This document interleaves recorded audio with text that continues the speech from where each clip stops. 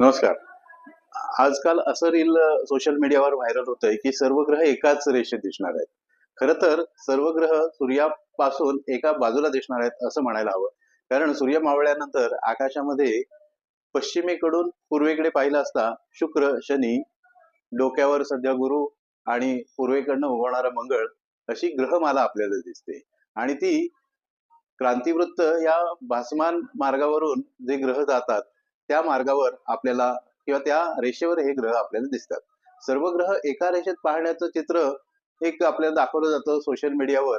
परंतु ते चित्र हे कॉम्प्युटरच्या किंवा संगणकाच्या मदतीने केलेलं आहे. अशा पद्धतीने ग्रह जवळ-जवळ एका रेषेमध्ये कधीच दिसणार नाहीत. आणि सर्व ग्रह एका रेषेत पाहायचे असतील, तर तुम्हाला पृथ्वी सोडून बाहेर जावं लागेल, अवकाशात जावं लागेल. अर्थात हे काही शक्य नाही. त्यामुळे सर्व ग्रह एका रेषेत आहेत असं न म्हणता सर्व ग्रह एका बाजूला आहेत असं म्हणणं जास्त